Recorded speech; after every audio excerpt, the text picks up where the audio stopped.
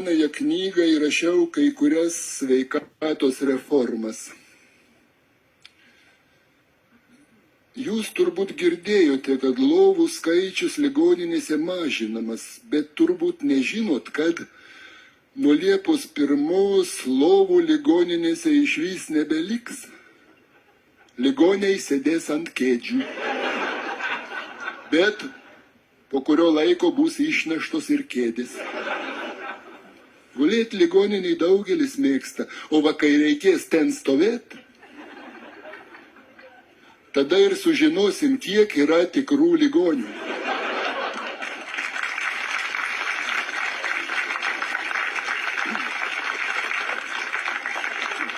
Ligoninėse gulės daktarai su slaugytojom.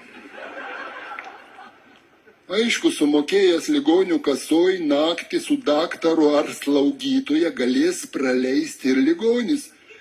Tik prieš tai turės pasitikrinti, ar neserga. Aš beje pas daktarus nebevaikštau. Po to, kai vienas daktaras man pasakė tai, ką galvoja visi daktarai. Jis tarė, kaip jūs ligoniai man įgrisote. Skundžiatės, o juk patys ir gadinat sveikatą visokiausiais būdais. O va, kai daktaras pagadina, jums kažkodėl nepatinka. A kas geriau pagadins, jeigu ne specialistas?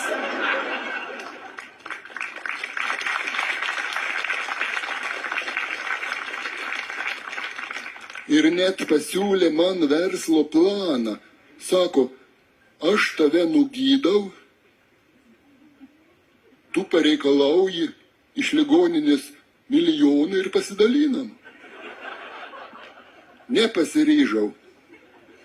Tiesiog pats pramokau tikrinti sveikatą. Va neseniai išsityriau širdį ir net galiu jums patarti, kaip tai daryti. Pirmiausia, atsiguliau ant lentos. Apsižnaibiau visą kūną skalbinių spaustukais. Į vieną ranką paėmiau butelį, o kitą ant popieriaus lapo ėmiau brėžti liniją. Kai vakare, kai buvau išlenkęs jau kokius 500 gramų, kardiograma tapo labai dailiai vingiuota. Vadinasi, su širdim man viskas gerai. Bet tai nedžiugina. Geros širdies žmonės blogai gyvena.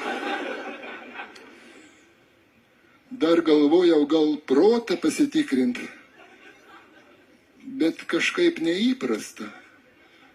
Va daugelis vyrų tikrinasi prostatą, o proto ne vienas.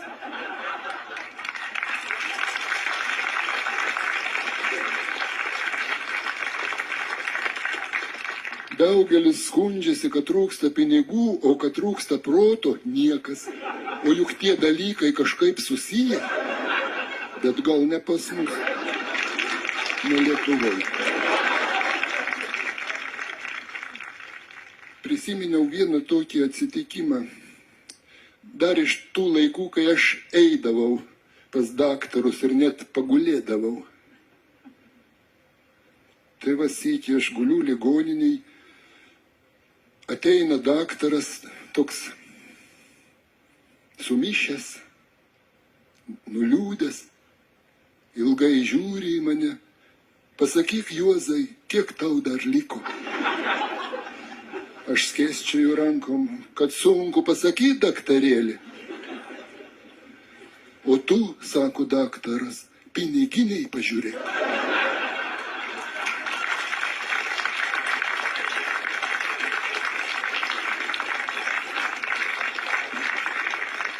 Ta dieną atlieku labai išsamius tyrimus. Piniginiai 100, nedidelės metastazės vidiniai švarko kišeniai. Banke neranda nieko. Kai pateikiau daktarui tyrimų duomenys, tam labai pablogėjo. Aš net sakau jam, gal tu gulkis į mano lovą. Aš tavo vietoj pasėdėsiu. manau, kad galėčiau padirbti daktaru. Na, chirurgų pats nenorėčiau, bet va, šeimos daktaru būtai. Šeimos daktarui nieko nereikia žinoti. Šeimos daktaras ligonį tik tai pasiunčia. Tai negi aš nesugebėčiau pasiūsti.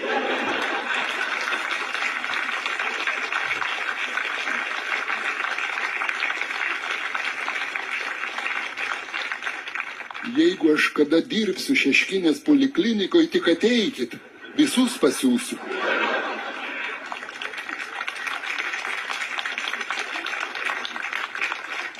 Tai va, daktaras patyręs, kokie tie mano rezultatai, kokie tyrimų duomenys ir mane pasiuntė. Na,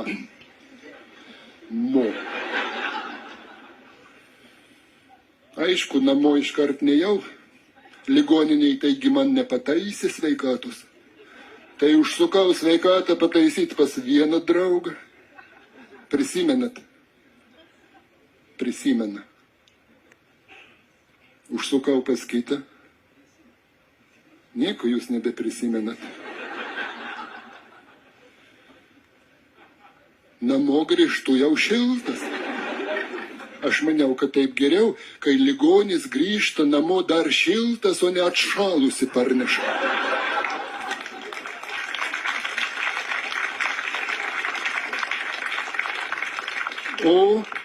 O pasirodo, ne visiems taip atrodo.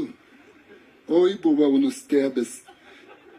Ir net noriu jums papasakoti, kokių keistų ir paslaptingų dalykų nutinka paprasčiausiuose namuose, kur tu esi buvęs milijoną kartų, kur viskas tau puikiai pažįstama.